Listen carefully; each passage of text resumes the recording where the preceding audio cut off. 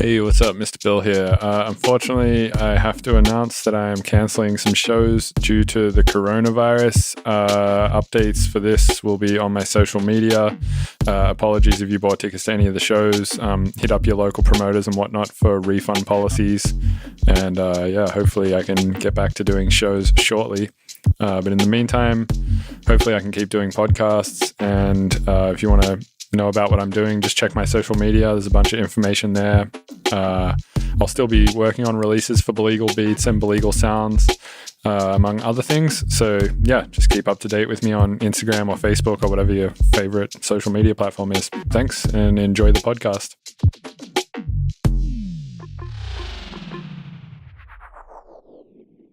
Hey, you're listening to the Mr. Bill Podcast. Hey, you're listening to the Mr. Bill Podcast. Hey, you are listening to the Mr. Bill Podcast. Hey, you're listening to the Mr. Bill Podcast. Hey, you're listening to the Mr. Bill Podcast. Hey, you're listening to the Mr. Bill Podcast. Hey, you're listening to the Mr. Bill Podcast. Hey, you're listening to the Mr. Bill Podcast. Hey, you're listening to the Mr. Bill Podcast. Hey, you're listening to the Mr. Bill Podcast. Hey, you're listening to the Mr. Bill Podcast.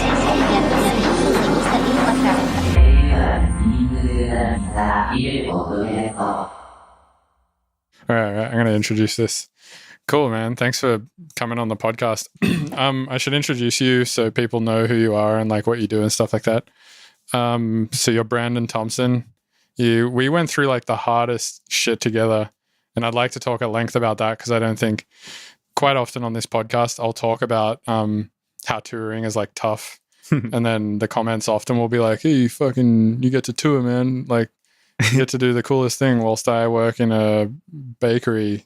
How dare you take that for granted? Totally. And I'm always like, I'm not taking it for granted, but touring is pretty tough. But we specifically together did like the hardest tour. It's funny. Like you've always said it was the hardest tour, and you were like, I would never do that again. I've always thought like, I don't know. I'd do it again.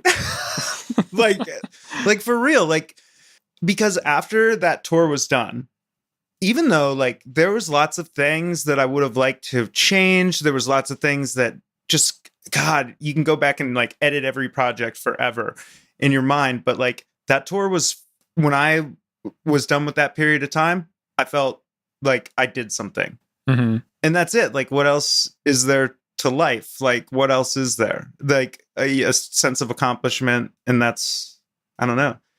It was miserable. It was plain and simply miserable a lot of the time. I drove a lot. like, and then on top of it, like I got us a vehicle. This is just a funny story to start. Like, there's this guy in Denver, Tucker Wild. Shout out Tucker. Like, he listens to this. Like, Tucker is from another planet, idealistically than me, and just an interesting guy. But anyway, him and his dad bought like a Sprinter van, and it was like $100,000 van. And they were like, you guys can use this. And we fucking wrecked it twice. Well, we didn't really wreck it. I mean, the first time I was backing out of a parking lot at a venue, and I accidentally backed into a car because a Sprinter van is really long, which was my bad. And then I got out and was like, fuck, this isn't good. But the van was fine. Just the car that I backed into had a huge dent in the side of it. And they weren't there, right? They weren't there, but we were just in the venue, like loading in and setting up. And then I like came out the front as I saw them from inside and was like, hey, I did this. Let me give you my number and like, let's figure all of this shit out. And they were like, oh yeah, you're super like nice and forthcoming for doing that. Yeah. And then I think I like put them in touch with Tucker and his dad, and they like took care of it because there was insurance on the van, which was awesome. So we didn't get fucked from that. But the second time was our other visual guy, Tyler.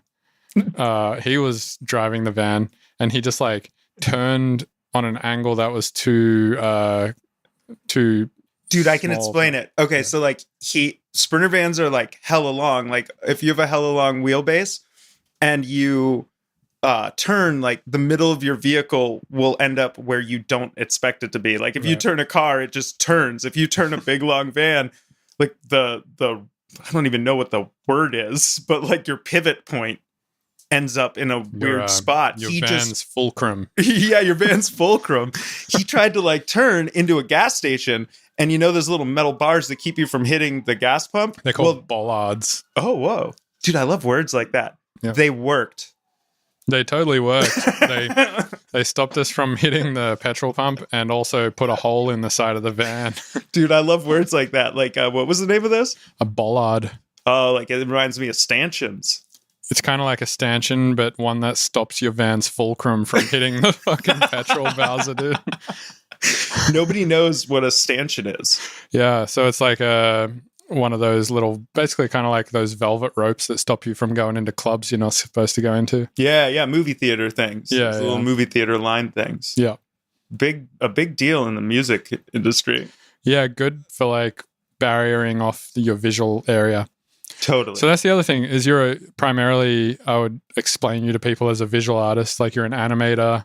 You also set up like video shows. You set a whole video show up for Bear Grylls.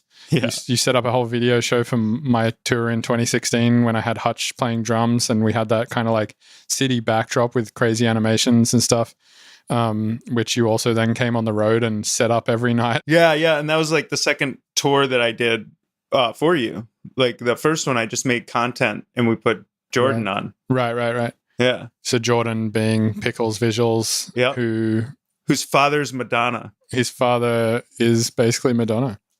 Which is one of my favorite things to talk about in the world. It's endless fun for me. You met him. You were one of the few people that hung out. I'm already switching subjects. Right. Yeah, I mean, I had his dad play piano on one of my songs on Apophenia. And it was super cool. He's an interesting guy. He's super cool guy. I'd love to have him on the podcast at some point too. Dude, you totally should, and he would totally do it. I think he would totally do it as well. Oh, he would totally do it. I love it. When Bill and I were at his house, like Leonard Cohen was there when we were there one day. Was he? Yeah. Yeah. Maybe it was a time that you weren't there, but I think it was at the same time we were there. But it was funny. He like showed up and I don't know, like it's funny when you know somebody's a legend, but you kind of like have no connection to it. Yeah, right. Legend doesn't work. I want to say I was there one day and Tito Puente was there, who's like some crazy percussionist. Dude, his dad went on the biggest tours in the world. Yeah, like, the Michael Jackson Thriller tour. Yeah, he played keys on Thriller. What the fuck? Yeah, I wonder if there's a bigger tour that has happened. No, he did Live Aid, which is literally the biggest concert that ever happened. Wait, Patrick played Live Aid? Yeah. Holy shit. Yeah, dude, he literally did the biggest thing ever. That's fucked. Yeah, dude. No, like talking to him, this is something I just love to talk about, and we will get back to this tour thing. But like when I met this guy, like I grew up with like a family of musicians and stuff, and like my uncle had a hit in the 70s. Like I've always thought about music. My parents are all performers and stuff. So like I've always wondered about these people making the pop music and stuff. Like I grew up with like a 72-piece band around me, and I remember listening to like 90s like rap music stuff. Like the song where it hit me was like that. It had Flea on the bass line. It was Bust a Move. Mm-hmm. Yeah. Anyway, I would just be like, I grew up in front of a 72-piece band, and I remember being like, what instruments are these? Like, samples. I didn't know what they were. I was like, how do they make these? Right. And so like I would always think about this stuff as a little kid. So like meeting Patrick was like, oh my God, I get to talk to this idea from my childhood that lived in my head and see what it's really like. Mm-hmm. And I really wanted it to be humble. Like that was I wanted somebody that had reached the pinnacle to be somebody that automatically looked at their situation and went, I'm not special. I was in a good place and I did good things with it. I think that's kind of how Patrick is to some degree. But I think a lot of people in the music industry, I don't know. I would love to get into a podcast with him about this. But no, I love it. I would say he's on the humble side, I would say. Yeah, I'd say it's a hard thing to to grasp really, and it's a lot of perception. Like, yeah, no, I've just been around a lot of humble people. Right. Like, not as much as of late, but Well, that's because you moved to LA. yeah. But in my music, And that's because you grew up in Vermont. I hear you talk about like the Beats touring stuff. Yeah. And I toured with Beats, and like talk about Beats, you mean Beats Antique. Yeah. Talk about like a humble group of people. Like, to me, they were exceedingly gracious, humble, and cared about the right things. Oh, they definitely are, but they're also like, they haven't played Live Aid, and they're not like, playing the biggest shit ever. So it's like, I'm not saying that you shouldn't be humble if you play the biggest stuff ever. And I'm not saying Patrick is more or less humble than Beats Antique. But, there is a big divide there between the two. Dude, you're so right. Yeah. Okay, so back to touring. Right. So yeah, no, I mean, I think like going back to what we were just talking about, though, I think you should be humble at like all levels, and I think it's really kind of it doesn't even matter how big you are. Like, there's people who are fucking tiny. I met a guy the other day who's literally a DJ for a school. Like, he DJs in like school halls and shit, and he was like one of the most egotistical people I've ever met. And he like showed me a video on his phone. He was like, check this out. This is what I do to a dance floor. And it was literally like kids at a prom, like somewhat moving. And I was like, cool, bro. That's very insane. Where'd you meet this guy? In Berthoud, Colorado. Berthoud. Which is like 20 minutes from Fort Collins. Okay. Yeah. Oh, is this your Check landlord? it out. We got Stoyan. No, How you doing? Oh, shit. Are you calling your landlord in here? Hold on 1 second, podcast. I'll be right back. I'm coming down, Stoyan. All right. So explain how names work in Bulgaria. So again. first off, like this you podcast, I'm imagining is probably going to work a lot like my head works, which is like Just all over the place. Unorganized mess. It'll be fine. It's usually like that. So you just came in from talking to your landlord who interrupted our podcast, and you were like, classic Stoyan Stoyanov. Yeah, fucking Stoyan Stoyanov. And I was like, wait, is that his legit name? Yeah, that's how names work in Bulgaria. That's how few people there are in Bulgaria. So like, my name would just be Bill Bilanov. Yeah. You would be Brandon Brandonov. Yeah. Wow. Is that insane? So does that mean your children don't have the same last name as their parents? Or do parents just name their children their last name? I have no idea how it works. And then do all brothers and sisters have the same name in that case? I have no idea. And there's probably somebody from Bulgaria listening to this who's like, you're completely wrong. And Stoyan Labs had lied to you. Yeah, and Stoyan lied to me, which would totally make sense. Also, just some facts about Bulgaria. They, in fact, are the creators of yogurt. Fuck those Greek liars. And also, they're basically I've met a lot of them living here. There's a heavy thread of racism going pretty deep through Bulgarian culture. Damn. There's this Bulgarian man that lives here, and I'm a like very white looking man, but I'm a quarter black. So like anyway, like the first moving in here, when I first moved in, Stoyan, this guy is like, he's like, I have one other person looking at the house, but they are black, so I'll take you. And I'm like, oh, wow. Well, let me, I'm going to ruin your day a bit here, but I'm actually, and like this Italian roommate that we had at the time, like came and told me like he was so upset. He felt so bad. And like now I've had my cousins here who are like the inverse race of me. They're 3/4 black. Like I'm 3/4 white.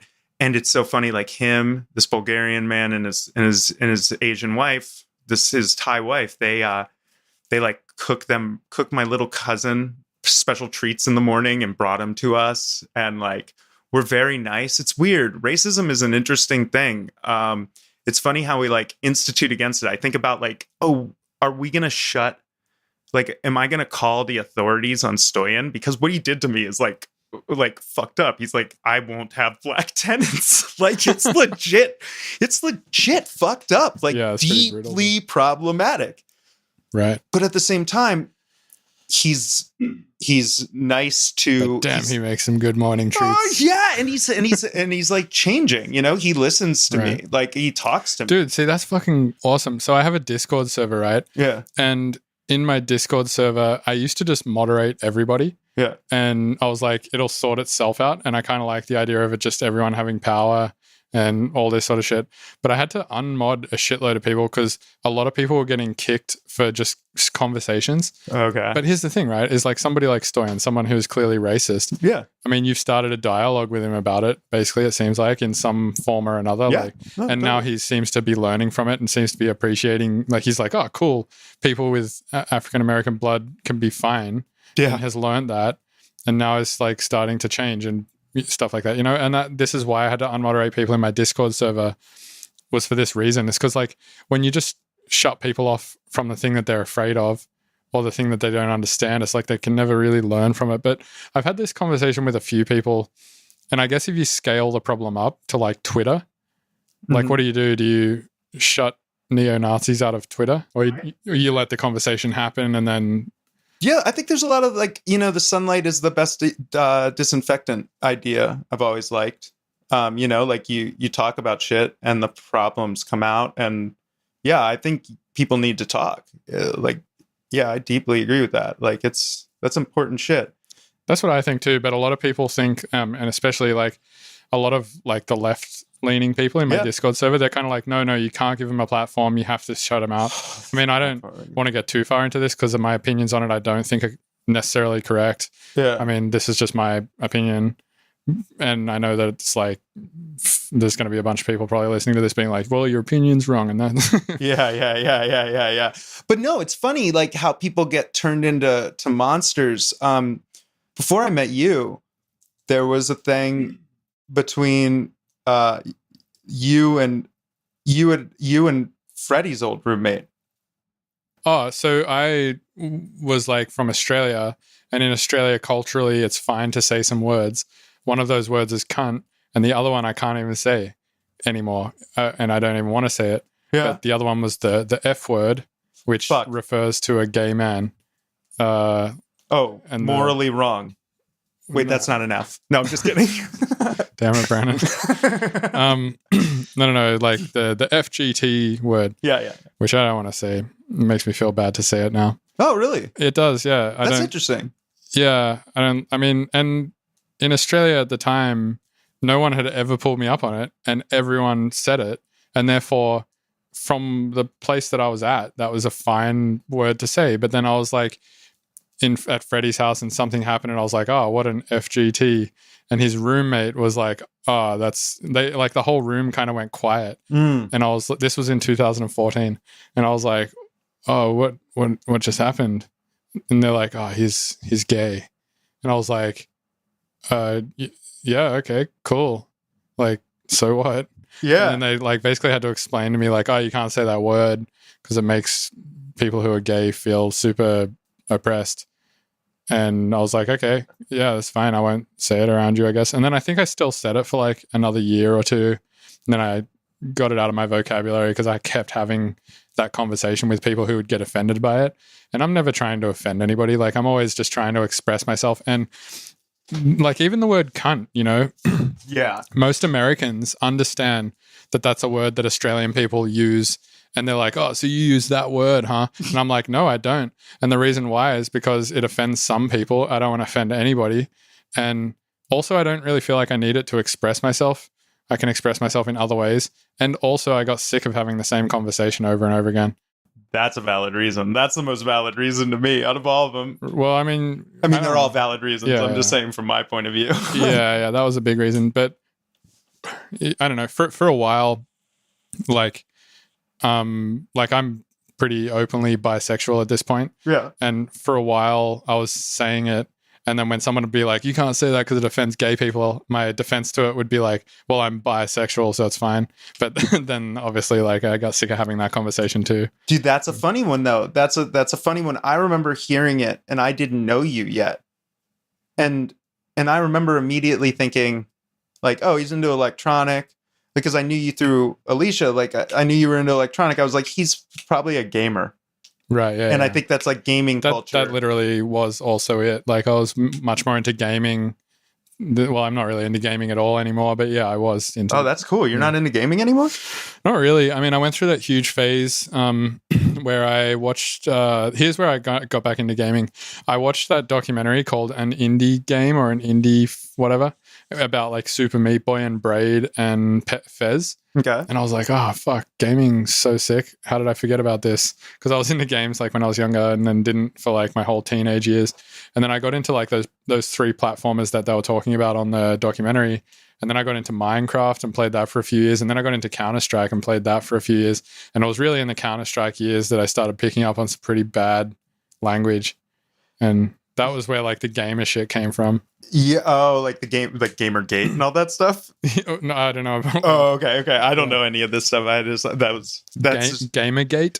That was something like a long time ago where basically it was a bunch of gamers saying like, I don't know the actual story, so I'm a little ignorant on it, but it was basically a bunch of gamers talking gamer stuff, and then like the regular culture got a hold of it, and like it was a whole thing. And it's just, I don't know, like to a reasonable person that like looks at that gaming culture, it's like these people don't leave the house.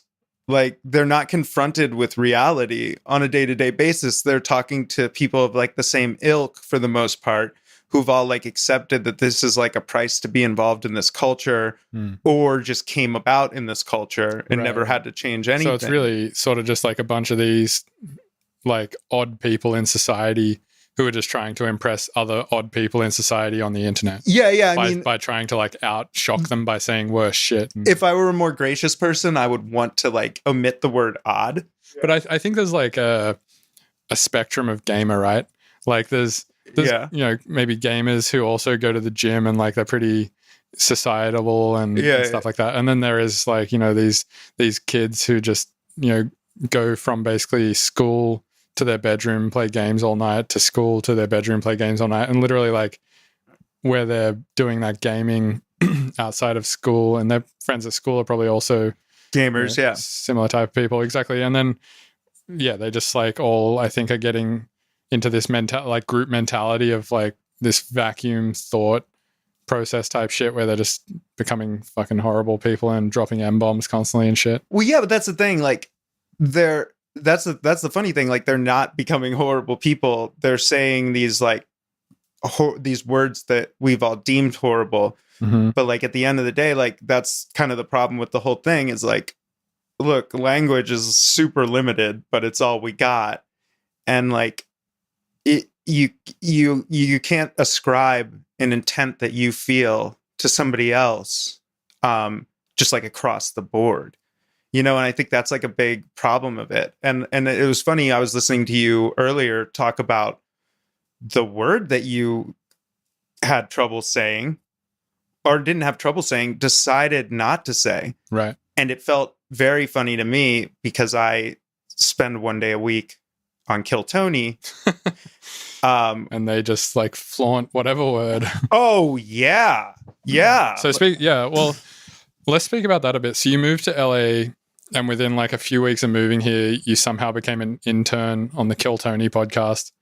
And just so people who like, sure, if they're listening to this podcast, probably know what Kill Tony is. But for those who don't, it's a podcast held at the Comedy Store every Monday night. It's a live podcast where Tony Hinchcliffe, who is a comedian that he's gone on the road with Joe Rogan a bunch and he's been on the Joe Rogan podcast a bunch, runs. He's like the main guy. And the guy who runs all of the audio visual stuff is Brian Redban, who's the guy who like originally produced the Joe Rogan show, basically. Yeah. And so basically it's like a comedy-based podcast. But the thing with comedy stuff is it's like they can almost get away with saying whatever because they can just be like, well, it's comedy, you know, like I can just do whatever I want because it's supposed to just be fucking jokes, right? Yeah. Like it's not supposed to be, they just can sort of palm it all off as being something that wasn't supposed to be taken seriously. Yeah. It's which is it's kind of like a cop out in some, I feel like. Oh, I totally agree. But it's like a boys club where they're like, all right, let's let our filters go and you know, then we'll just call it a cop out. Like, you know, it's interesting how uninteresting it gets if you give it too much thought because there's really nothing behind it. Right. Like it's really just like you like the comedy is very much like a big part of it can be just like misusing common meanings and things like that. So like, I mean, I don't know. Like, I just don't. I think that we all put this intellectual thought behind it, but if you're actually like coming from that standpoint, you're just trying to. Your objective is so different. You know that like what like you're not thinking about the world like how do I go through. You're trying to like intentionally offend people on some level. You know, you're trying to say these things to hit, but in day-to-day conversation, if you did that, you'd just be a monstrous dick face and nobody would like you. Don't you think that don't you think that different comedians probably aim for different shit though? Because like 100%. It's kind of like with electronic music, right? You're like, oh, these electronic musicians, all they try and do is make the heaviest banger and like sell the most tickets and like try and make people dance the hardest and stuff like that. But that's not everyone's goal. Like some people's goal is like, no, I want, like, you know, like Amon Tobin, Izam. I'm sure he wasn't like, oh, you know what I'm going to do? Make the... We don't have to talk about my work like this, but... Oh, yeah. That's right. You do look kind of like Amon Tobin. You should tell the thing. Wait, did that happen with... That was just Eskimo? Oh, no. A guy came. Bill posted like a picture of me once as Eskimo and promoted a show. I kind of look like maybe I'm Eskimo. And you promoted a show with me as Eskimo, and then you did the same with Amon Tobin. No. I posted a picture to my Instagram being like really stoked to be going on the road with Amon Tobin doing my visuals. And you look a lot like Amon Tobin. And actually now having met both of you in real life, you don't look that much like him. I mean, like a little bit. Like it's... Anyway, in the picture you like... were looking all serious and shit, and you might have looked more like him in the picture I posted or something like that.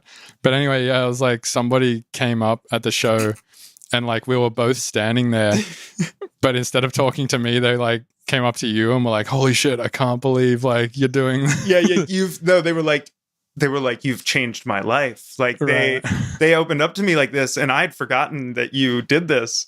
So I was just like, what the hell are you talking about? Like, you must be really into like a tour I ran or something. Like, I've never done anything to deserve this.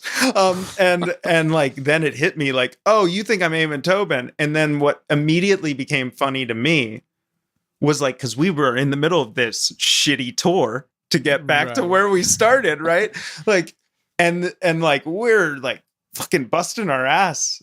And like the idea that Amon Tobin would be out there with us, like doing what I was doing, like is so ridiculous if you know sort of like the hierarchy of things. Right. But this fan didn't. But yeah, it was just so mind-blowing. It was so What funny. is also like funny to me, and not to like talk shit on your work or anything. Yeah. But it's like, it's so funny that they could come and watch the show that we were doing and then still think that Amon Tobin did that. Oh, yeah. I mean, they like, you know. Well, that was, I mean, honestly. I don't think Amon Tobin like did. No, he didn't. It was Peter Systrom. Right. Who's a very impressive person. Right. And anybody interested in visuals should Google him. He made the Bass Nectar setup too. Okay. Right before I got Beats, I met him with Surya, who is somebody I'm sure we'll get into later. But like that day when I met Peter, I tried VR for the first time. This is like 2012. So like VR wasn't even a thing. Like this these guys are all developers, and it had like early release Oculus setups and stuff. And yeah, it was just mind blowing. And I saw like he ran like the prototype for Bass Nectar's show in Surya's office, like for all of us, and like showed us how like the meta tagging worked and how it like calls up visuals per song, and it was really cool to see. So how does Bass Nectar send meta tagging to them when he's playing his tracks to tell the system what video to play? I don't know the specifics about like what information they're using. I know that they're sending it over Touch. They're triggering stuff in TouchDesigner, and I think it's just with Touch you can like send, you know, you can just they were doing it before you could integrate with Ableton. And with Touch, you just send it information and tell it what to do with that information. Touch treats all inputs like as just inputs. You can combine anything with anything. By TouchDesigner. You're talking about TouchDesigner, which is sort of like Max MSP or Reactor for visuals. Yeah, but it's actually like, dude, I actually got into like the guy behind TouchDesigner, and that really made me like have a deeper love for it. I saw an interview with him, and his basic thing is, so like I encountered TouchDesigner for the first time doing the Beats Antique tour. I went and worked for this company, Obscura Digital, out of San Francisco, and they were like, they've been bought up by Madison Square Garden at this point. So like, I guess who even cares? They're just, who gives a shit? But I mean, the individuals still exist who are working at that company, right? The people who made it what it was, that was made it impressive. Totally, but I wonder how they feel about it. Like, I know people that have worked for companies that are really cool, and then the company gets bought out, and like their lives just kind of change. Like, I think everybody that got like richly financially rewarded, but I wonder if they're as excited about the work. Because when I worked with Obscura, everybody was super stoked to be doing this Beats Antique project, because the rest of their projects are like, set this up for Chase Manhattan. Right. Or like, yeah, go set up this like moving thing out the front of a Verizon store or something. Dude, when I first did the Beats thing, I was in like a warehouse. This is like I was saying, like 2012. So Teslas were brand new.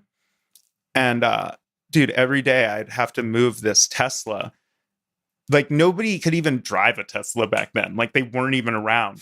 And every day I would have to move this freaking Tesla that Obscura was putting a like they put like a turret that held a 20K projector, like a giant projector, out of the roof of a Tesla for some movie that was driving around projection mapping buildings while driving in San Francisco for shots. It was just such a, man, the tech world is so cool, and like the experiential world, like you just end up doing the weirdest, craziest stuff. Yeah, man. I just moved to San Fran, and like it is crazy.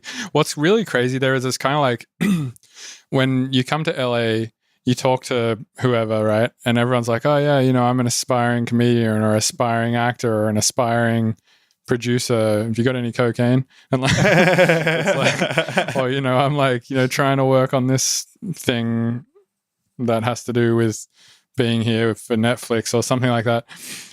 But when you're in fucking San Francisco, it's just like, like here, LA or La. Yeah, La. It's the like media epicenter of the world, maybe apart from Bollywood or something. Yeah. But San Francisco, it's like the idea epicenter. It's like the fucking smart people epicenter. It's crazy being there. Like everyone I talk to is just like, oh yeah, I work at Google. You ever use this thing on your phone? Yeah, I made that. Or like, yeah. Or I'm part of the team who makes that or something. It's crazy talking to those people. And what I really like about programmers is their whole job is to solve these incredibly difficult logic puzzles. Yeah. Which makes them kind of cool to be around, because whenever there's like any problem that, like everyone needs to send money to one person at a restaurant at the end of the day to figure out the tip or the tab, or it's like everyone's just like, oh, it's super simple. And just, I don't know, small things like that. Wouldn't it be funny if they all broke off into teams and started developing app ideas to solve the problem in the moment? They're like, it'll be 6 months. Right.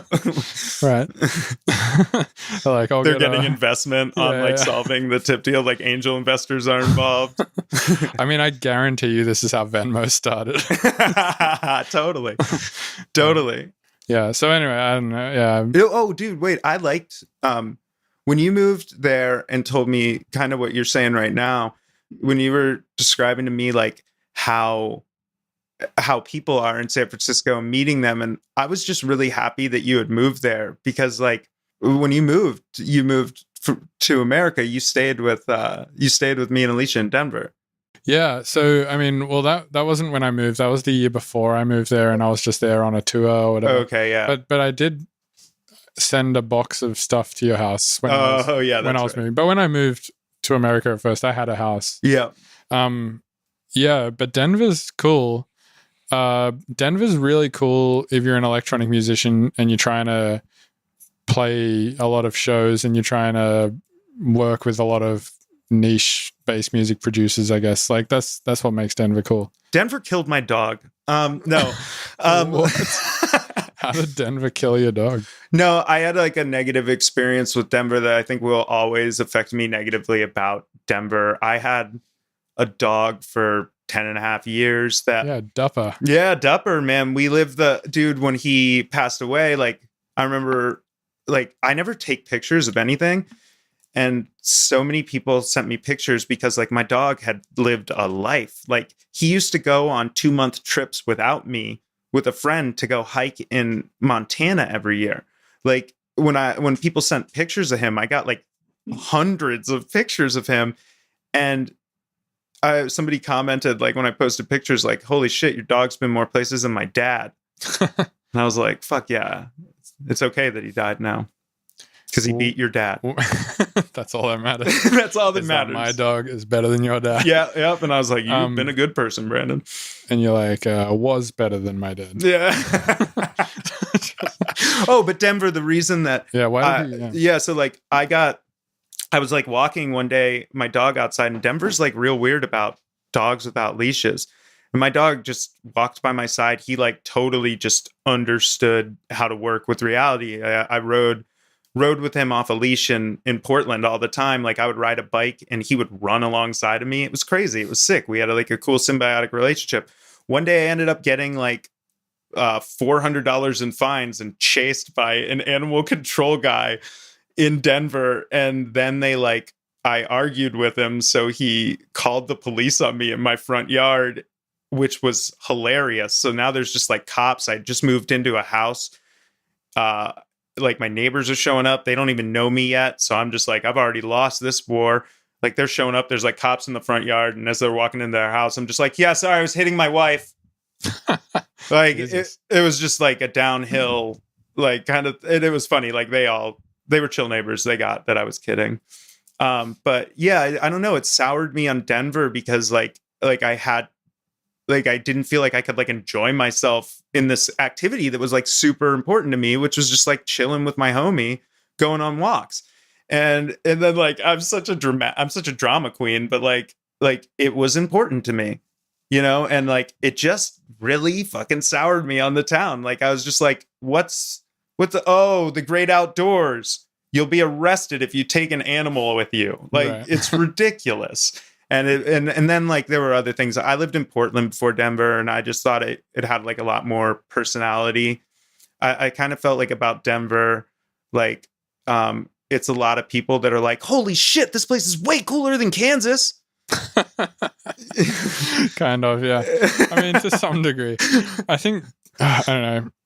The Denver has a certain charm to it and a certain sick vibe to it if you're in the electronic music community. I totally agree. That only that place has. Yeah.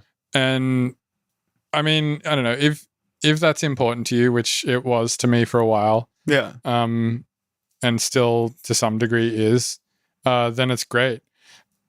But for me now, where I am in life now, I think I've become more of an experience whore.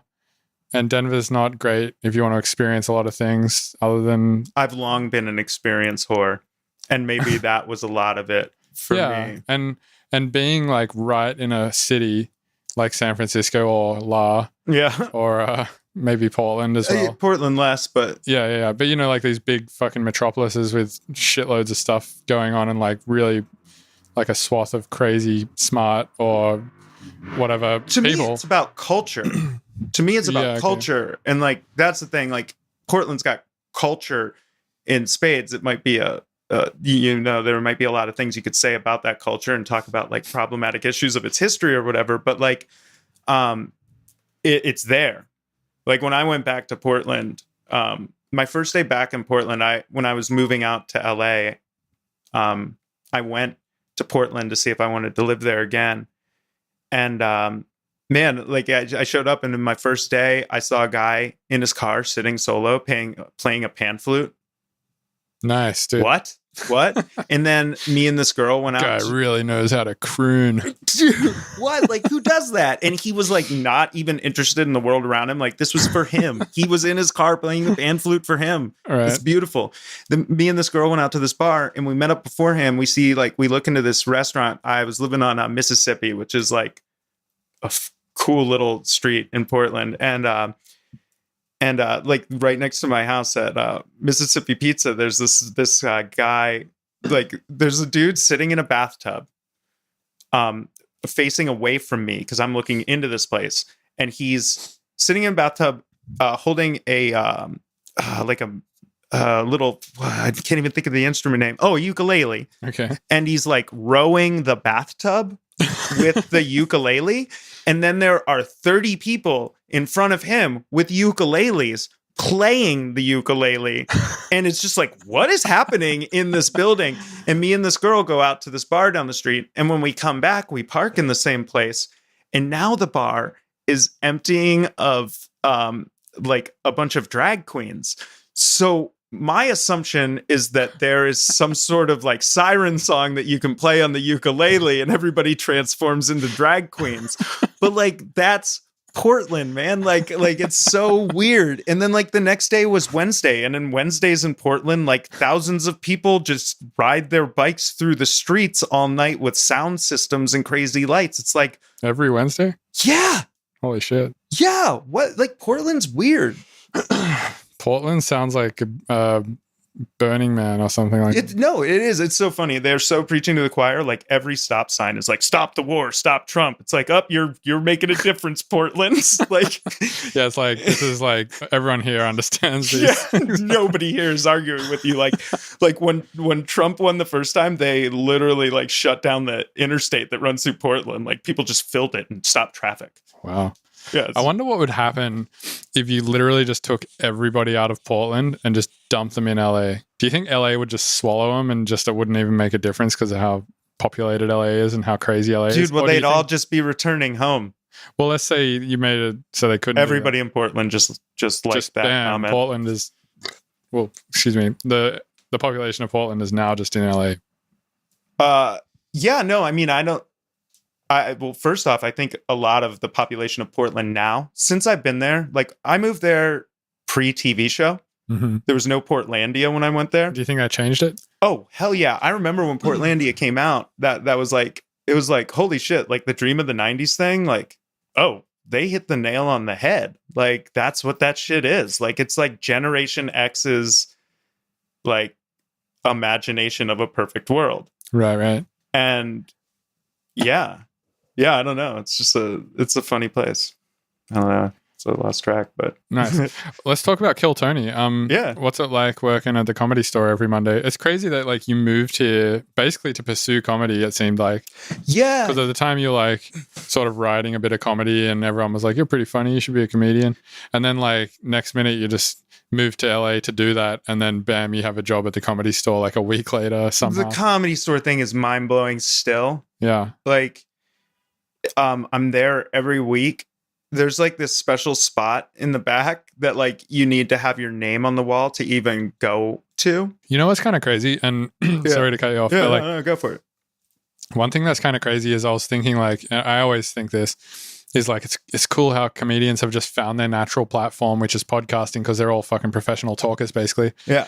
To like, create this episode based thing, which they can then monetize with stuff like Patreon and ads and stuff like that. And I was like, yeah, maybe I should start a podcast. Not for that reason, just because I enjoy talking to people, and podcasts seems like a great idea to have. Like, dude, I'm so jealous. Talk show I've type wanted thing. a podcast my whole life. You could do one whenever you want. No, I can't. Okay, Brandon. But I think it's funny that like I got into podcasting. And then literally today I've talked to like two people who basically work in comedy. Oh, wait, can I? Yeah, can I? That's so sick. We can. On the... Yeah, we can talk about this for sure. I can't talk about the release date of it. Okay. And actually, I can talk about it. It's fine. Yeah, I was on the Duncan Trussell podcast earlier, which was fucking crazy. Fucking sick. Woo. Like, I was expecting a round of applause right there. Oh, yeah, I know. We need like a sound maker. This is because you do a live podcast every week. So, Oh, yeah. So anyway, there's a wall out the back of the Comedy Store. Oh, there's a wall out there that like it's apparently you're not allowed to go back to this thing. I went back to this thing. You went back to this thing because with Kill Tony, it's totally different because Tony is kind of like Tony started as a door guy. Like it's funny to watch him there. It reminds me of I used to work at this like restaurant in Portland that's like this institution, but it's also like a horrible place. It's called McMiniman's. And like there's a bunch of them. And there's this weird feel like there where like you're part of this this thing and like it's got some weight to it, but it falls short in this thing. At the Comedy Store, it's like this actual institution that's like just so singular. And yeah, it's like the black box of the comedy. Yeah. The black box in Denver is kind of like the spot where just fucking everyone plays. I've always looked at that spot as sort of like the Comedy Store in LA for comedy. Dude, that's actually a really good description. And that's so cool that the black box, like that's Nicole's thing, right? That's so cool.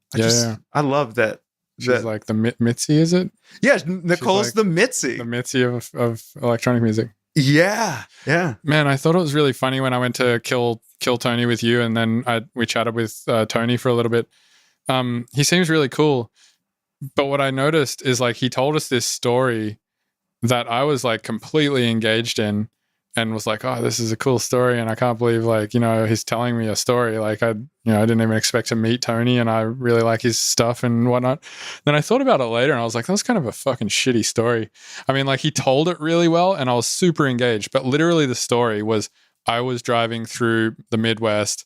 I saw a cop from 2 miles away, told my buddies about it, and sure enough, there was a cop there that I saw from 2 miles away. And I was like, it's fucking crazy that he was able to tell a story and keep me that engaged with such a basic storyline. Like, I wish I was that good at telling stories. I feel like a different human on that show than I've been in anywhere in my life, because my whole life I've been like the outspoken, loud one in the room. Right. And like in contrast to these people, you are not. Well, no, it's just that's everyone's game there. So you kind of can't play that game because like, well, first off, I'm coming into it, right? And like, you have to deal with like the ego part of just everything. Right. And like, it's not the way to like be in that situation. It's very funny. Like, I feel like weird about like just the impression that I give to like the people around me there, because it's just so different than any way I've ever been perceived, because I totally kind of act differently. Like Tony though, but like if I look at that show, right, and like this show is like this like wildness to it, but everybody in comparison to like the stuff that we've gone through, these guys have not lived half of the craziness that we have. Dude, I remember one night in Minneapolis. Yeah. We went out on an off night and got hammered at this fucking pub. And Dude, then we the walked. Smallest of the Appalachia. Yes, that's the miniest of the Appalachia. What is Indianapolis? Oh, that's an indie one. It's in contrast to Annapolis, Maryland, where I grew up. Which is just standard. Like that's just like your stock standard Annapolis. Yeah. Just like it's Annapolis. It's the applest of the apples. Yes, exactly. So I don't know if you remember this. We got fucking really drunk at a bar on an off night of the tour where we didn't have anything to do and we had an Airbnb. This is so great. Go for it. And after we got out of the bar, well, for starters, Jordan, who was our other visual guy at the time, who quit halfway through the tour because it was too hard. I'm an asshole. That was probably part of it, but like, anyway, he quit. And he was so fucking drunk that I think he just blacked out and doesn't remember anything. Oh my God. To the point that when we got back to the Airbnb, he like pissed in the kitchen and shit. Like he was that kind of drunk. No, he stood Yeah, with everybody around He him. literally just stood in the kitchen like pissed as if it was the toilet. I was like, all right, that's okay. I think you broke my rib that night. I did? Yeah, because me and you were wrestling. I remember that. But like, hold on, let me tell a Go story. for it. After we were in coming out of the bar, we went to get a pizza and we like stood in this pizza shop. I want to say for like fucking 30 minutes or 20 minutes or something. A long ass time, like way longer than it should take, I think, to make. You showed me your dick. That was at the bar, I think. Okay. Anyway, we were very drunk and we got the pizza. We finally got it. We're all hungry. We walked outside and for some reason, I think you just dropped it or Jordan might have just dropped it. Yeah, Jordan dropped it, I think. And we were all just like, no, we just waited so long for that pizza. And then you like threw it up and I think it like hit this black guy's car. Yeah. And then he was like, what the hell? And you're like, sorry. And then he got back in his car. And then you like jumped on top of his car whilst he was trying to drive off. That is true. And then he got out again and was like, what the fuck are you doing? Which was like a totally valid question. I've thought back about that night many times and I was like, that was a little much, Brandon. That might have been the most heinous night on tour. Yeah, no, the funniest part about that night to me was we were on tour with Jesse, Circuit Bent, who didn't come out with us that night. He didn't participate in certain things of the tour. Oh, he didn't participate in certain parts of the tour, like having fun. But anyway, like, so we get back and he's very funny, man. And he had built a fort. Remember, he built a fort. He did build a fort. Yeah. What did he call it? Is that what he called it? So we get back to the house and we open the door to the Airbnb and immediately we all fall all over each other because Jesse's built a fort, which means he took all of the furniture from the Airbnb and put it in front of the door. And we drunkenly fell into it and we broke a chair. Yeah. And so now this whole place is on my card at the time. So, and like my Airbnb, which is tied to me, and they have this broken chair.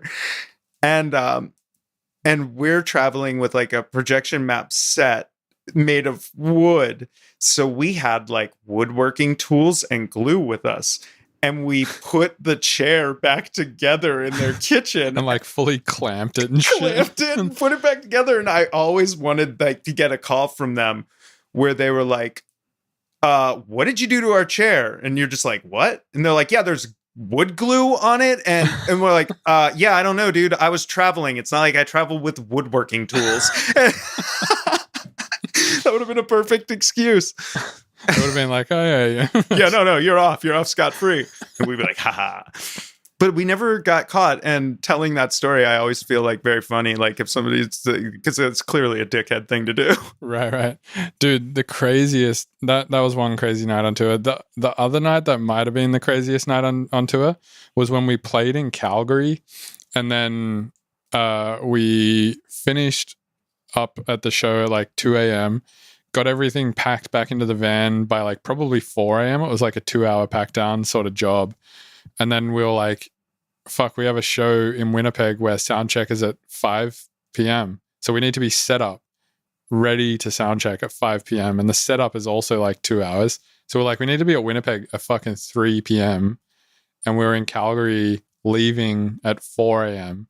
And it's like I want to say a 12-hour drive or something. I think we Meanwhile, the other circumstance to this is that Jordan has left the tour right to go to a Tool concert, which was kind of like my breaking point. It was like, oh yeah, no, I'd like to go to a Tool concert too, I guess.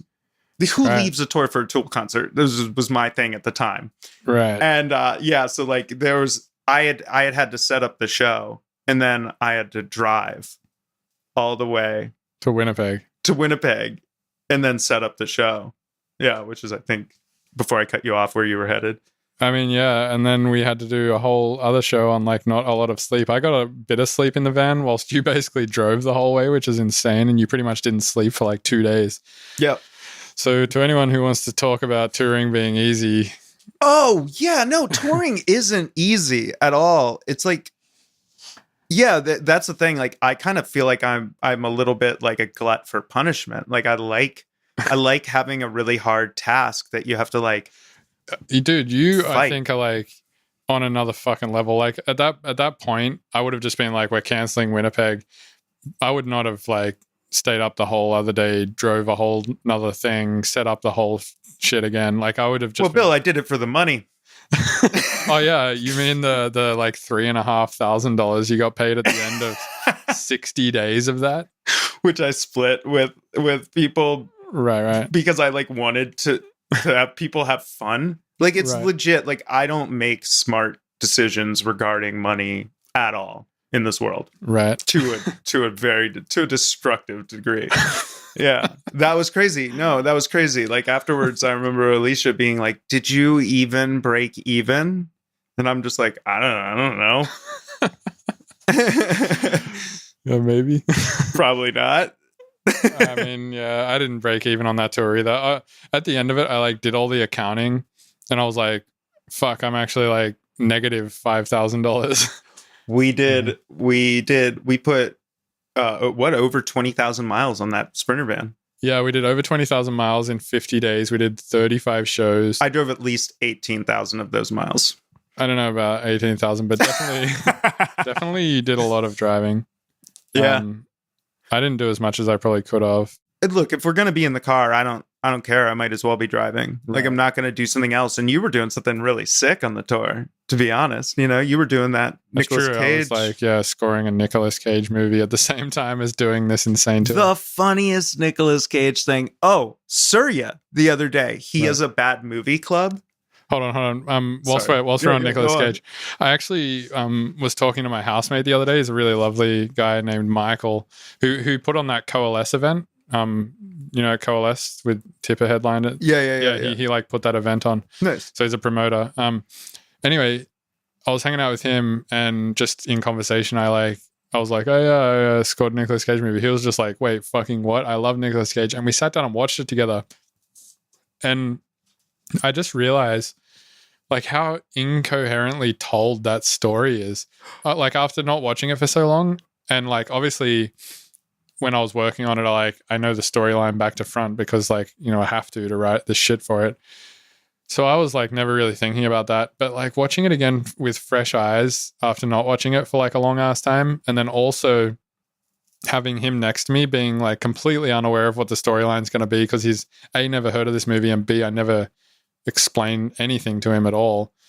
It took him until like 45 minutes into the movie to realize what was even going on. And he's like, man, the only way I would have known any fucking thing in the first 45 minutes, like, is if I had have watched a trailer basically and learnt about the storyline that way, because like he's like, otherwise nothing makes sense up until like 40 minutes into the movie. Dude, that's so funny because the story actually is kind of, I like the story. The concept is cool. The concept is cool. Yeah. Like, it's a funny situation. Like the concept is basically like the parents.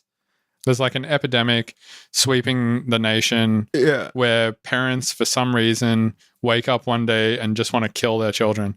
And they retell this situation over and over again in different circumstances, basically. But the funny thing is that it's like each parent of each like generation, right? So it's like the grandparents want to kill them. That's what I'm saying. Yeah. So like so funny. there's a scene in the hospital where like, a mother gives birth to a baby and then instantly kills it.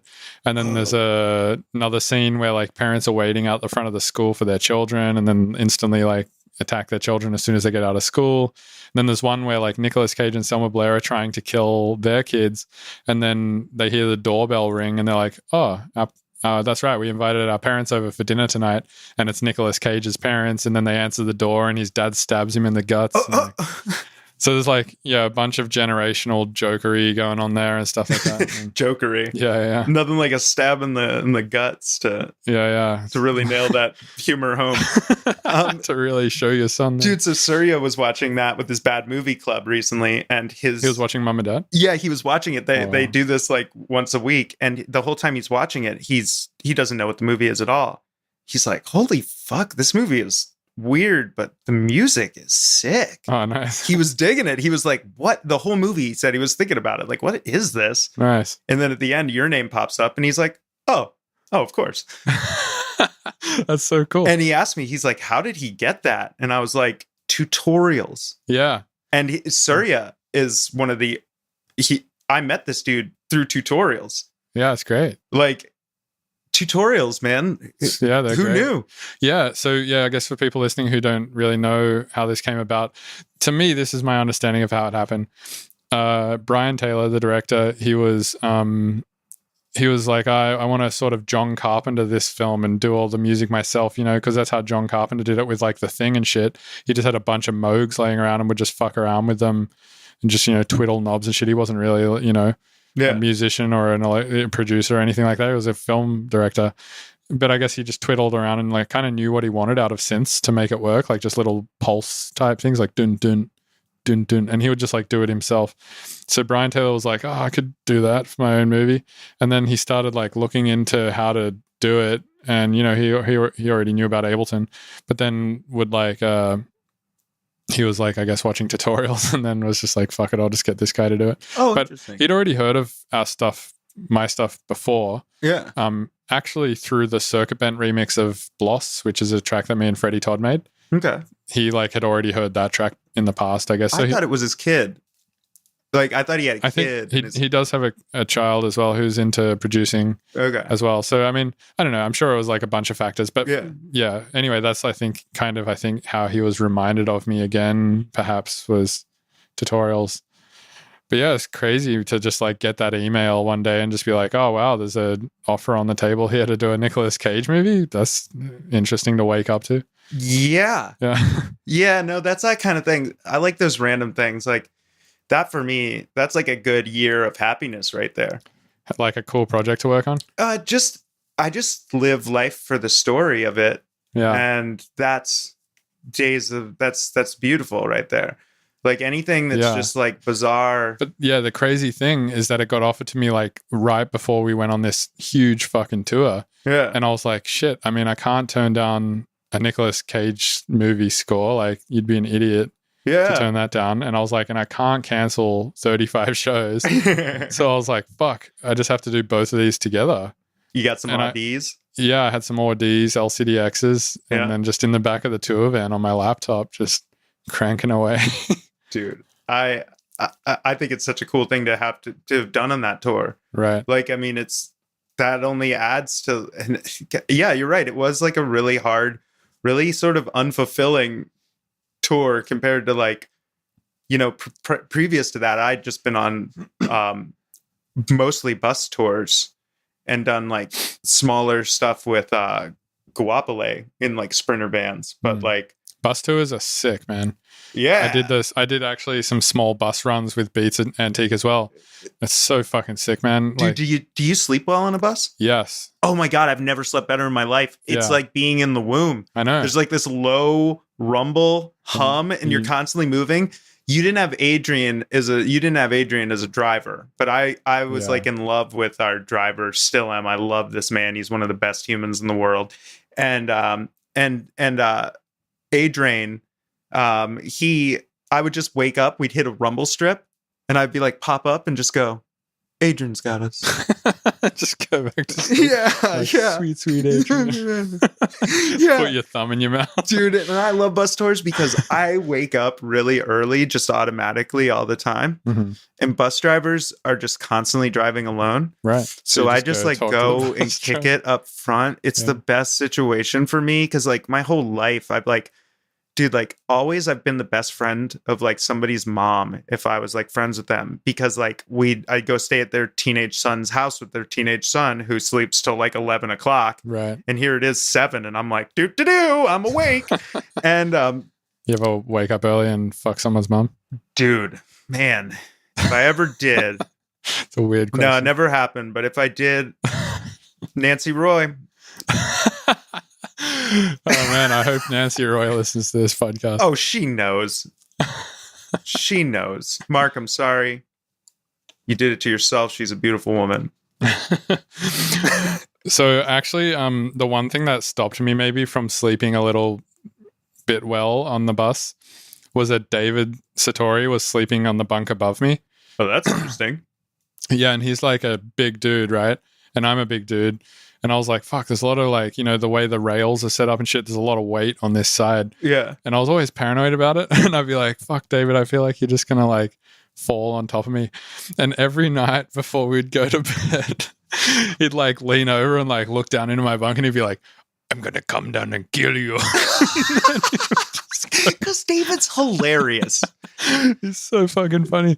And I'd be like, for the 45 minutes or an hour before it is that it takes me to get to sleep, I just be sitting there just like thinking about that, being like, oh man. Did he ever do that thing where he just says words wrong into the mic on tour?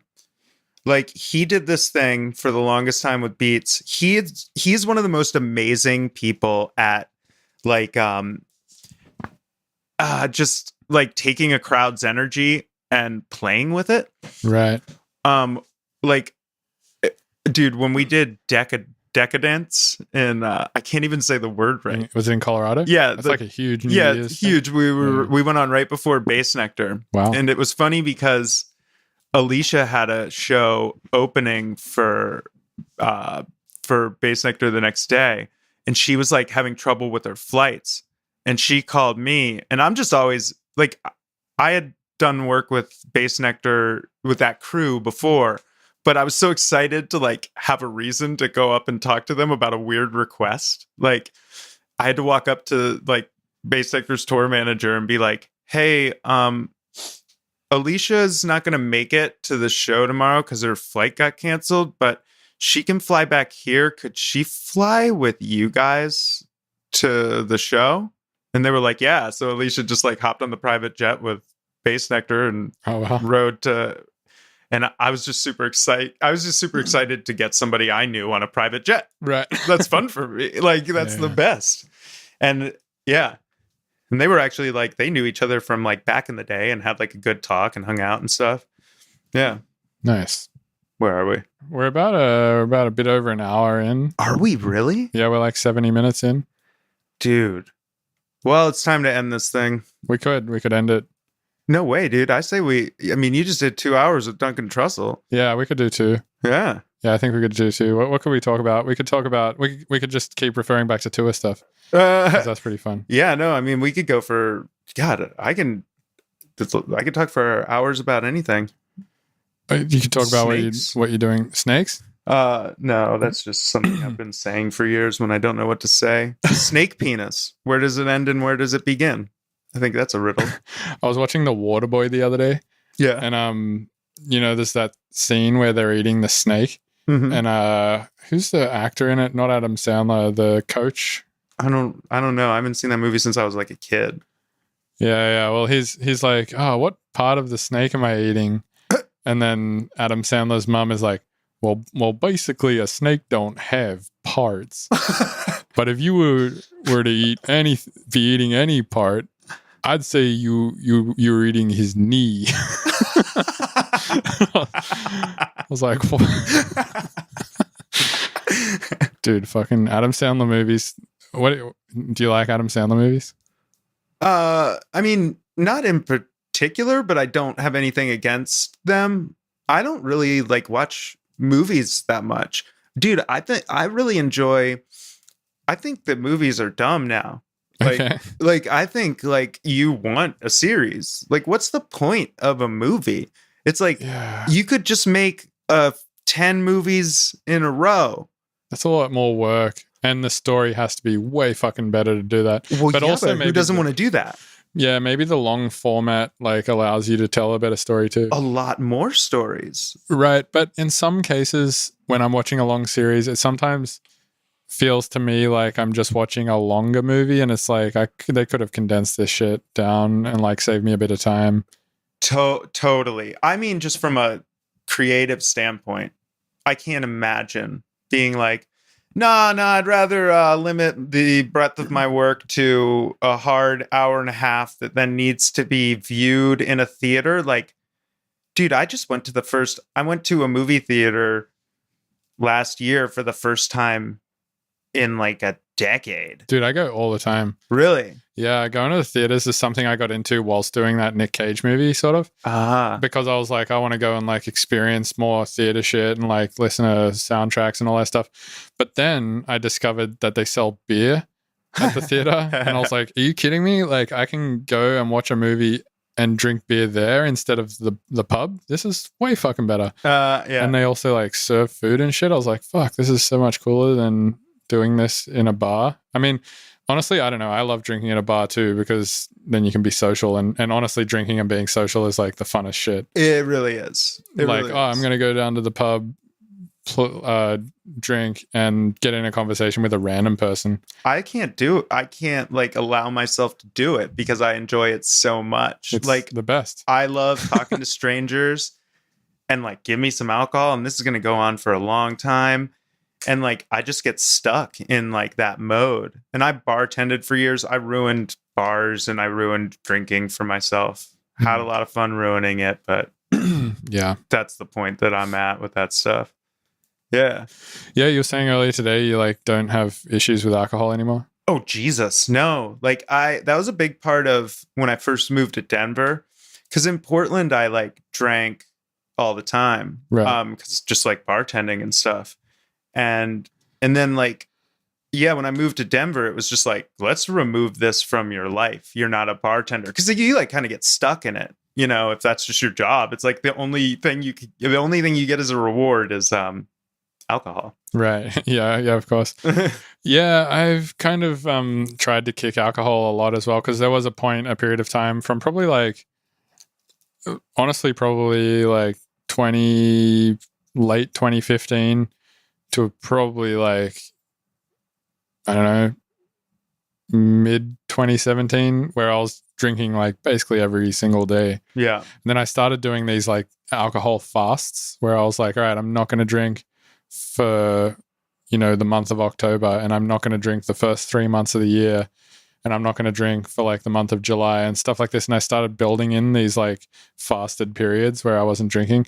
And I think from doing that so much, I'm so used to having these periods of time now where I don't drink that are like actually substantial periods of time, like months at a time, where my brain has just sort of like clicked into this, like, all right, you're not addicted to that anymore. And, sometimes I'll like fall back into it if I'm like on a period between say April and July, where I have like a few months there where I'm not fasting from alcohol. I think it's four months maybe in that period of time, where it'll slowly ramp up again. Mm-hmm. And then I'll be like, fuck, I'm drinking every day again. And then I'll be like, all right, month of July, bam, let's go, no alcohol. And like nip it in the bud again. So it's kind of, I don't know, I have a system now that seems to work. Yeah. Is there something, does it annoy you that like you know now this pattern, and now you like go into it like knowing this thing's just going to go like out of control a little bit, like, and you're like, just like waiting for it, to some degree, but also I'm like pretty self-aware of it. So like, I feel like I can kind of direct it too, Yeah. To where if something is, I won't drink like every single day within those 4 months, because like I'll be aware of it as well. And I'll try to, stop it from happening even in those periods of time where I am allowing myself to not completely abstain from it. Yeah.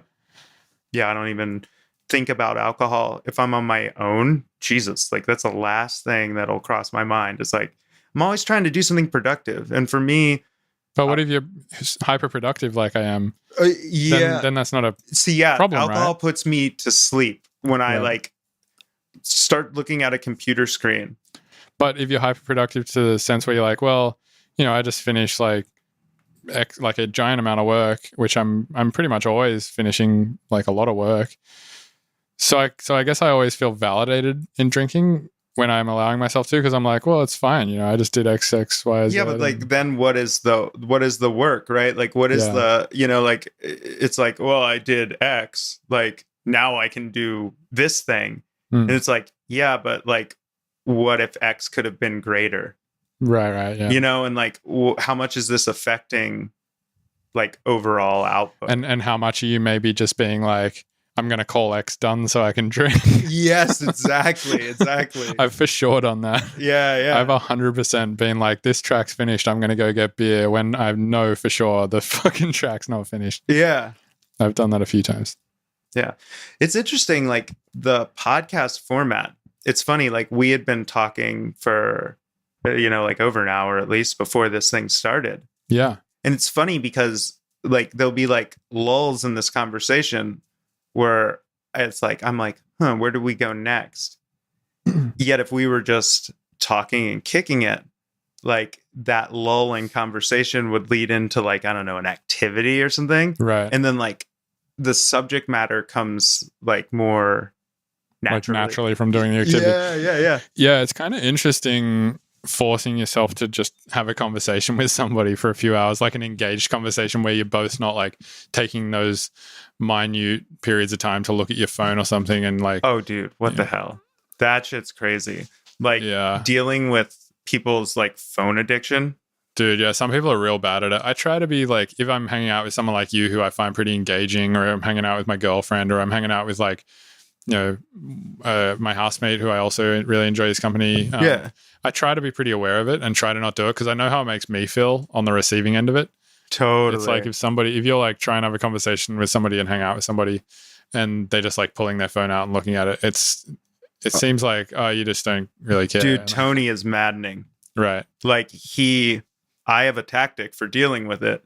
He'll pull out his phone and you just go, no. Like, yell. I just let the conversation go completely dead.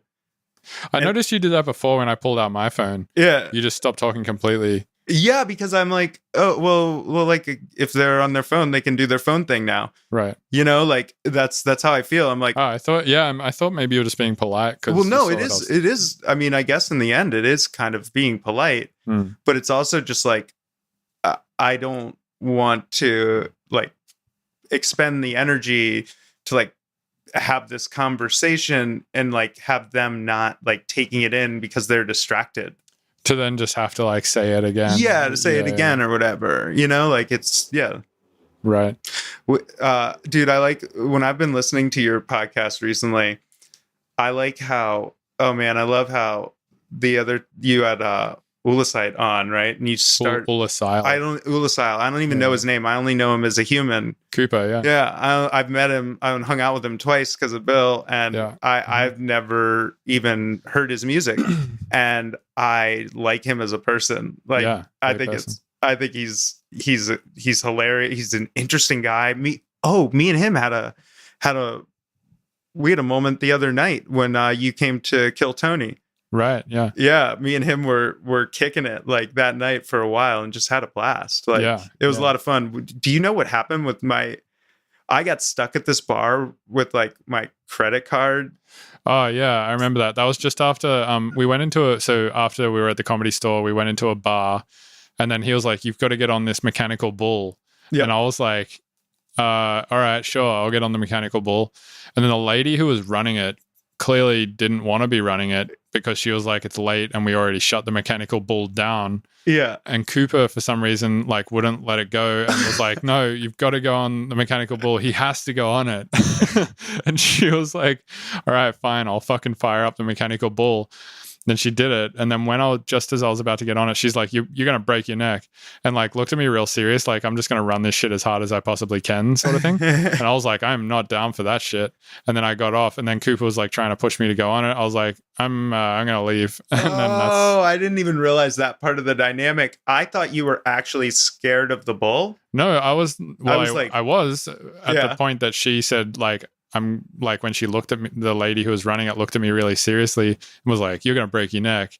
And I was like, I mean, there was the thought that went through my head of like, there's no way they could run this bar. Oh, yeah. No, but I mean, they did make me sign a waiver. So technically how do I know that like every single day they run that thing, somebody comes off it and then a year down the track, their shoulder still hurts, Yeah. And they signed a waiver. So there's nothing they could do about it. Yeah. So I thought about it from that perspective. I was like, I'm just going to play this one safe. And didn't do it. Yeah. I just didn't know what was going on because I was in a different part of the bar. Right, and you were trying to deal with a credit card thing. It was so funny. They were like, just like their machine was broke. And I had like bought a beer only so the mechanical bull thing could happen. and like then the mechanical bull thing wasn't happening anymore. And I'm like, who cares? Like, take the beer back. Like, and they're just like, we need to run your card. And I'm like, yeah, and I gave it to you and your machine doesn't work. And they're like, what if it's your card? And I like pull up my balance and it's like, I'm like, it's not the card. Look, here's my bank account. Right. You want to look at the card number? And like, eventually I just had to be like, okay, guys, I'm going to leave. And they're like, no. And I'm like, well, yeah. And it was funny. They like chased me They like out. still had your card. No, they had given me it back for a second. right. I was like, let me look at my card. And then I got it. And I'm like, okay, I'm going to take off. And they were like, no. And I was like, yeah. And they like followed me outside. And I was just like, what are you going to really do about They're this? like, we're gonna beat you up for the card. It reminded me of when I was younger, I like prank called somebody from a payphone. Right. And I dialed 911. And or I didn't prank call. I was like screwing with a friend, and I just hit 911, and it auto dials the extra one. Oh, okay. I did not know that. Right. So like the phone, I hit 911, hung up the phone. Then the phone starts ringing. I'm like, oh, that's weird. I pick up the phone, and it's like 911 dispatch, and they're like, 911 emergency. Are you okay? And I'm like, oh, I was just messing with my friend, and I hit 911, and then I hung up the phone, and they're like, yeah, well, the extra one gets dialed. There'll be police coming. And I'm like, am I in trouble? They're like, yeah, you don't abuse the 911 system. And I was like, cool, well, I'm just going to leave. and the funny thing is I didn't leave. Oh my God. And I stood there and the cops came and they were like, was somebody just using that phone? And I was like, yeah, he took off. Like, what? Like, how you can't catch me here? Like, you don't know what happened. It's so great. I love situations like that. Dude, that's the dumbest shit. That's like, what are they gonna do? Right? Yeah, what are you gonna do? Like, yeah.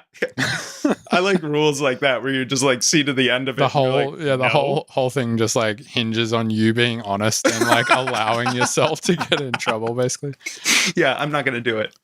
Honesty, And it's like, not cool. why even send cops at that point if you answered and they're like, hey, did you? It's like, Oh, are you okay? And you're like, no, sorry, I just fucked up. Like, and they're like, well, we're gonna send cops. It's like, you're just wasting their time.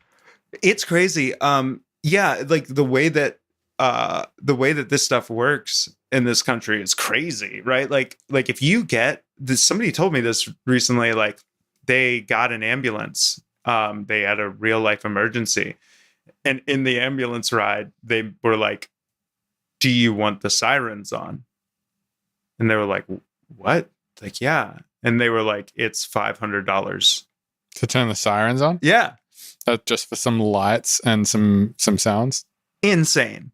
Yeah, that's like, you could get cheap production at a showdown for $500. Yeah, totally. Why don't people It just would be hire out way- ambulances? That's a good point. Yeah, that should be your next tour. Yeah, I'm gonna play out the back of an ambulance, pay $500 a night for production. It's just sirens. play an old school dub set and just run the siren the whole time. That's hilarious. Yeah, that's crazy, man. And yeah, I don't know what kind of situation they might have been having, but what if you're like passed out? Who decides whether to put the sirens on or not? Yeah, no, and I think I don't know. Maybe It's they like just $1,500 like for an ambulance. with no sirens? No, like I think it's just like there's like, and I'm sure it's different everywhere, but there's like a straight up fee. Like you got an ambulance, and it's a lot of money. It's crazy. Like I wrecked a bike a long time ago, and I got charged like $3,000 for an MRI because I was drinking and I tried to ride my bike on a Jersey barrier. Okay. Which is like those things that divide the highway. Yeah, like a median strip. Yeah, but like they're like real thin. Yeah, like the little triangle ones. Yeah. You tried to ride a motorbike on that? No, like a fixed gear bike in Oh. Portland.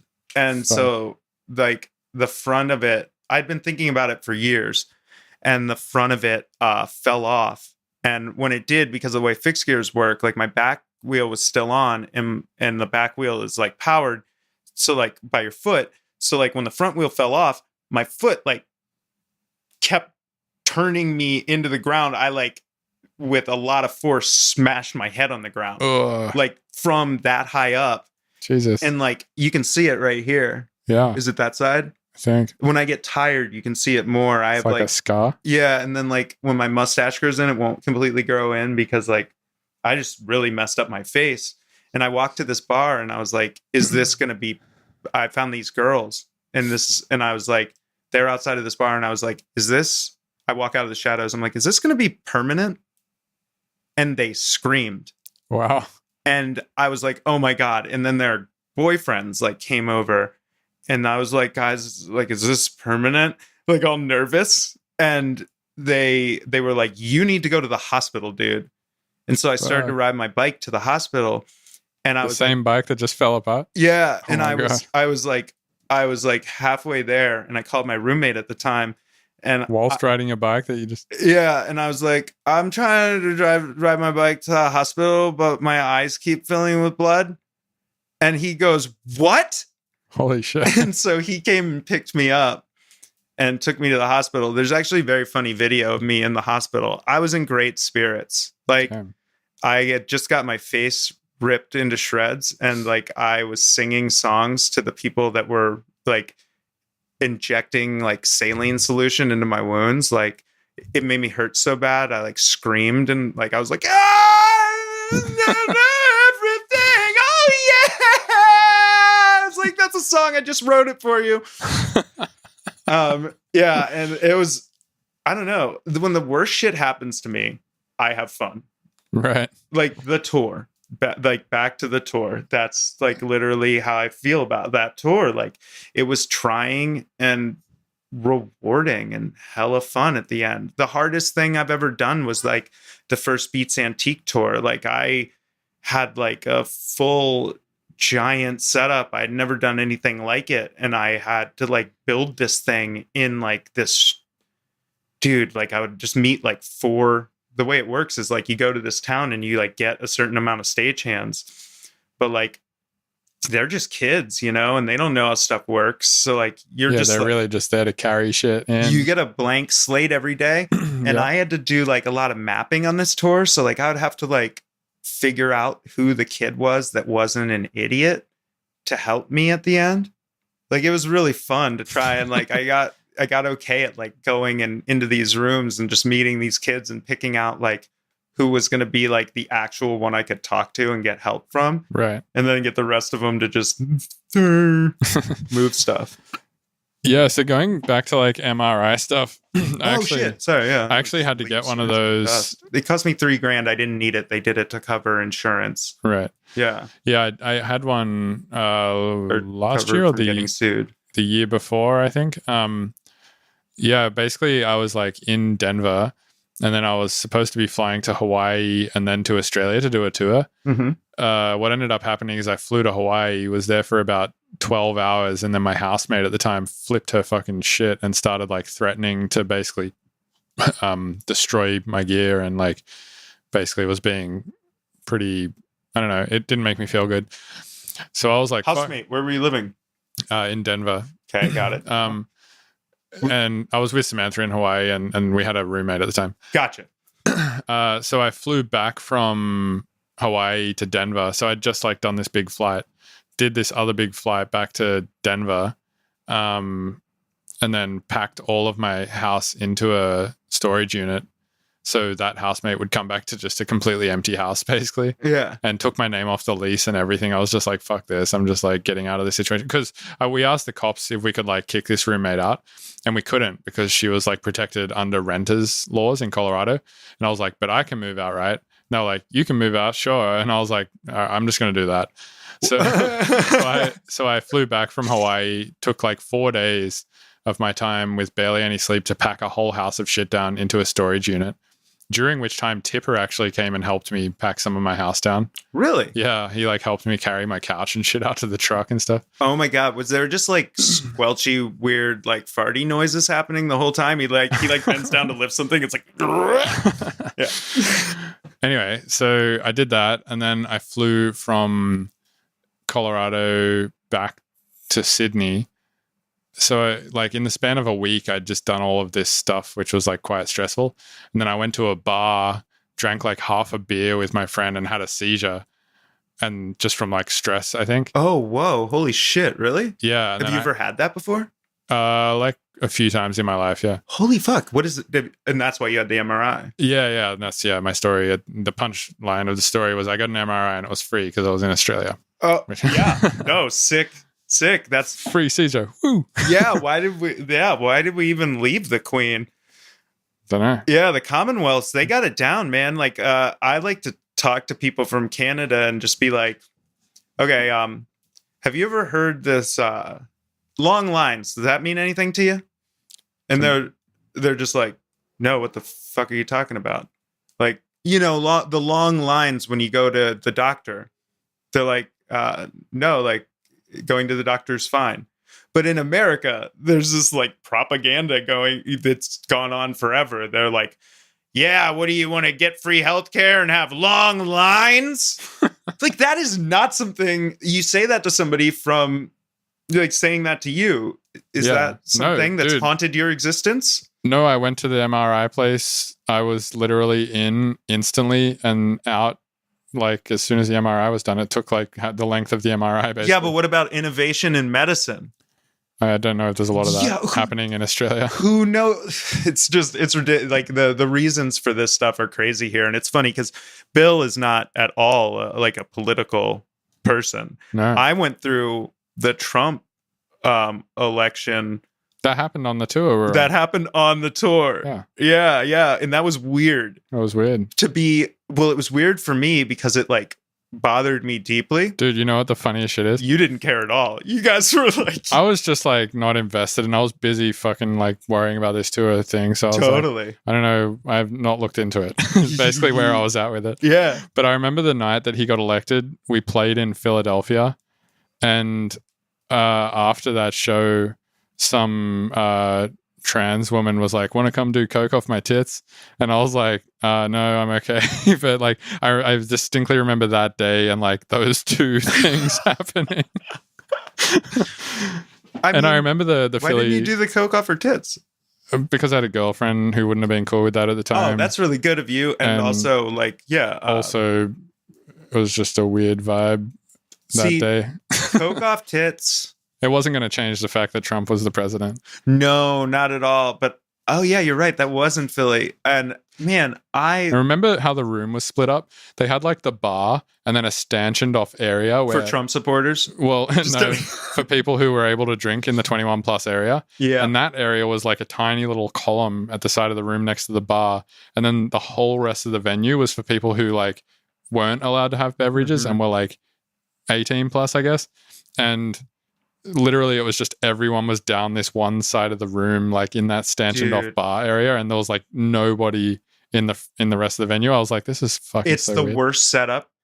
It happens in Portland as well. It's like at least organize it to where like the bar is at the front of the stage or something. Yeah, it's such a bad setup. It's so bad, and it ruins like all ages shows when they do that. And yeah, it's like a certain states do it because of their like drinking laws. Yeah, whatever. Seattle. It's not does everywhere. It too. Like Washington, I guess. Yeah. Mm-hmm. Yeah. So yeah, you living in the Pacific Northwest. No, I live in San Francisco. Well, yeah, but that's in the Pacific like Northwest, Pacific, right? No, that's like NorCal. Yeah, I would say Pacific Northwest starts in like Bend or like Eugene, maybe. Yeah, I feel like attitude-wise. Like attitude-wise, NorCal is like has a different. Well, I mean, the attitude sort of gradients up towards there, doesn't it? Like, yeah. Definitely, NorCal is like more that attitude than SoCal. But I think the attitude, like, there's like two gradients going on. There's like the gradient of south to north, and like when I was younger, I would describe it to people like this. Like in the South, I grew up in Maryland on the Mason-Dixon line, and then moved up to Vermont. And like Vermont's like a totally different thing. It's like European sensibilities. Like people in Vermont travel. Like everybody travels. Like in America, that's not a thing. There's so many people that just never do anything. Right. And yeah, like in the South, they will like say you fart. If you fart in the South, you'll be like, "Yeah, I farted."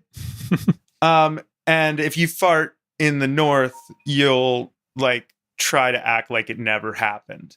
And if you have like a crazy relative in the South. Like he'll live out in your backyard, and that's just like Johnny, and like he's part of it. Whereas like in the North, you're more liable to like put him in a home and never talk about it. You know what I mean? Like there's just this like yeah. I'm just checking the time. We're at like an hour and 35 minutes. Sick. Yeah. We should do a Netflix series. You want to like end with a cliffhanger? We'll go out. No, we'll do like a 5-second break and then just come back in, and you'll be like, Mr. Bill's I'll hit the skip the intro thing. Wait, how do people feel about the intro to Mr. Bill's podcast? Do you get any feedback about it? So the intro is just like all those voices that going keep like, going, Mr. Bill's podcast. Yeah, welcome to Mr. Bill. Yeah. I don't know. Are people like, I put it on repeat? I don't know. So there's kind of two intros. The other intro is me going like, hey, this is Mr. Bill, and like I'm going to plug my tour dates. And under that has an unreleased tune. And actually that unreleased tune that is playing in the intro is just something that I made in Incanti's lounge room in Spain when I was teaching there. Incanti, we were talking about him earlier. Yeah, he's just one of the funniest people ever. Yeah, he's I a great love that dude. He's amazing. So I did the teaching thing in Spain with he's been on this podcast too. Oh, cool.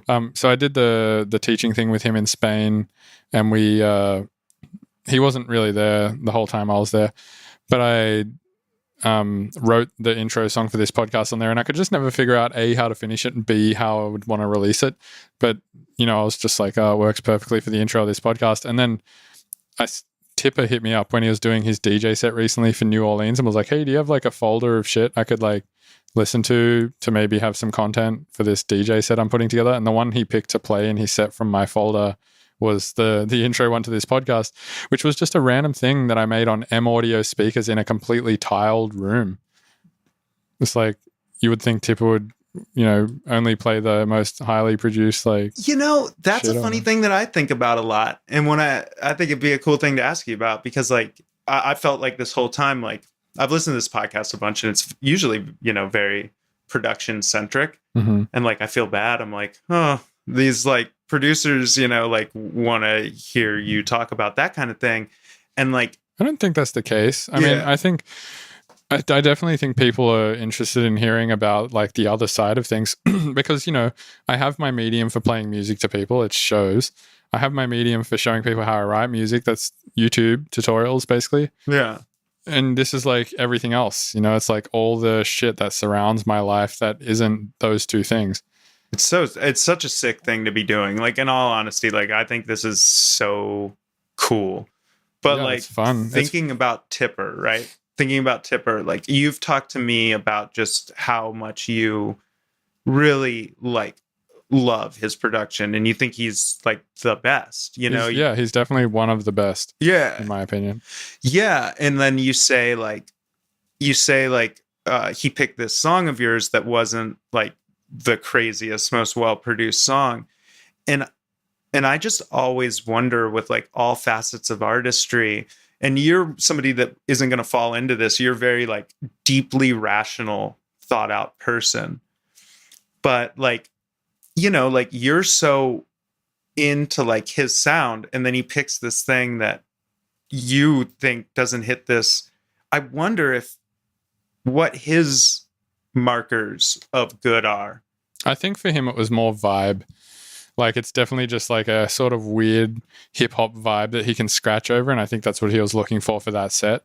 Okay. Whereas everything else might have been like too produced or something, or too heavy, or like the vibe probably just wasn't right. Yeah, I think that's more or less what he was probably going for with that. It's interesting because everybody, when I left Denver, everybody that I knew like worshipped Tipper on a level, and then now all those people are like friends with him on some level. Yeah. He's just, he lives there now, and that's what the Denver scene is like. It's kind of like all the comedians in LA are just friends with Joe Rogan. It's like the biggest fucking media outlet in the planet of 2020. Dude, that part is nuts. Yeah. Right? Like, for real. Like, and it's weird. Like I think it's probably only a matter of time before you probably meet him. And yeah, it's funny. I've actually like, I have the opportunity, like I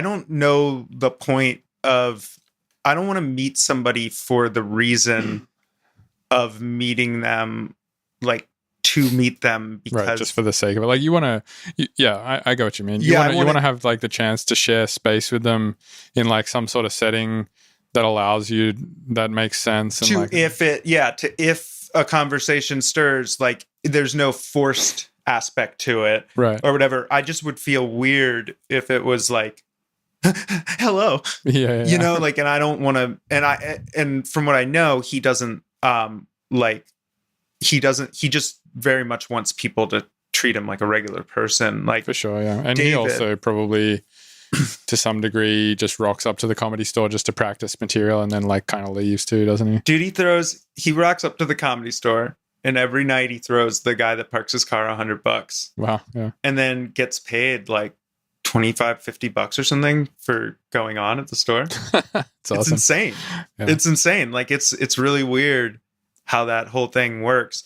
Well, I mean, to him, it's probably just like, oh yeah, to him it's nothing. Yeah, dude, I had this funny situation recently, where so I've been doing like best of clips for Kill Tony, and like I'll like caption it out and crap, and like I had to send like clips to Tony, and I have an Android, he has like an iPhone, and I had to export like an MOV, and because of like some combination of like a long ass argument between Adobe and Apple, and like Instagram being really weird about just like standardizing things, like I can't send like an Instagram size file to Tony from a Windows computer, period. Wow.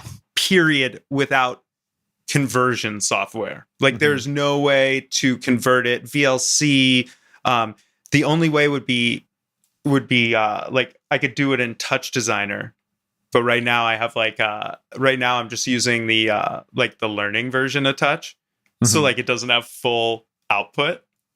So like I can't even, I don't know, it's just so frustrating. I had to like pay for a conversion setup, and I'm trying to solve this problem at the Comedy Store. You could just buy. I'm in a back room with Ron White, who's, Ron White? He's like, no. He's hilarious. He's this like, he was on like the Redneck Comedy Tour back in the day, but he's actually like funny, just straight up. Hilarious comedian.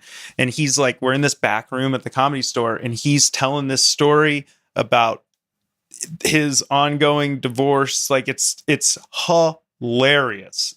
And I'm trying to solve the dumbest problem in existence next to him, just frustrated, staring at an iPhone. And like, it was just so obnoxious to be just like in this room, like, I just want to have fun here. And I'm like, this failing at like the easiest tech problem in the world is what it should be. Right. But it's not, apparently. Yeah, so now I have to pay to convert files. It's so dumb. Fuck. Well, man, I think we should wrap it. Yeah, let's wrap it. I really need to go to the toilet. Plus, I really want to just go outside and walk around LA or something. Let's go walk around La.